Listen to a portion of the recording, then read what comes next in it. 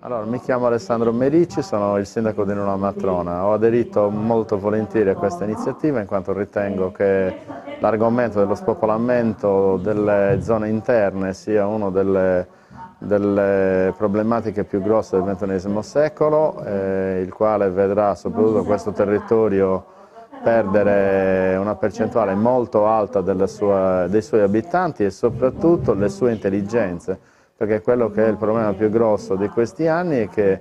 è vero che si stanno spopolando i paesi, ma si stanno spopolando in maniera non veritiera, in quanto abbiamo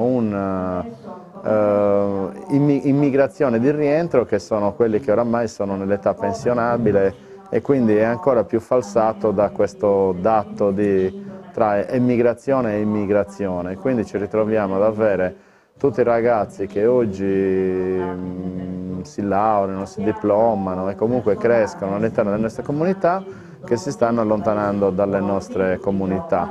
Perché si sta verificando questo problema? Io ritengo che le nostre generazioni avevano dei competitor che potevano essere i cagliaritani, i sassaresi, gli oristanesi, i nuoresi. Oggi con la globalizzazione il mercato del lavoro si è ampliato, le sfide che attendono le nuove generazioni probabilmente, e non è probabilmente, è una certezza, sono con gli indiani, con i cinesi, con i cileni, tutti stati emergenti che stanno entrando in competizione con i nostri e quindi creando delle problematiche di occupazione nei confronti delle nostre forze lavoro. La cultura è fuori discussione che è la base della conoscenza, quindi con la cultura si apprendono tutte le nozioni, le professioni e la conoscenza del territorio. Senza cultura non si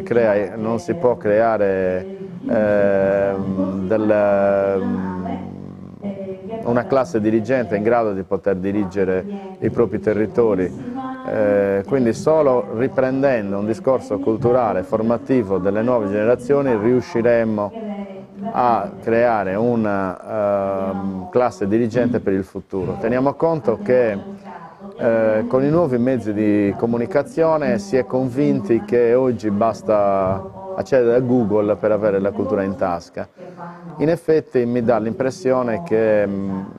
si ha conoscenze ma non si ha una preparazione tale da poter sfruttare quello che è il mondo culturale. Per quanto riguarda l'economia, non lo dico io, ma il famoso rapporto bianco dell'allora ministro Melandri confermava che per ogni occupato diretto in beni culturali ce n'erano 3 di indiretto. È uno dei settori che crea il maggior numero di occupati indirettamente dal punto di vista economico, per cui parliamo della ristorazione, degli accompagnatori, di tutto quello che è il discorso del turismo culturale. Però io ritengo che la cultura deve essere il bagaglio fondamentale di ognuno di noi, perché solo con la cultura si avrà la capacità di poter affrontare il mare magnum del nuovo mondo, che è quello che dicevo prima, il confronto con le nuove popolazioni che non sono più i nostri conterranei, ma si va ben oltre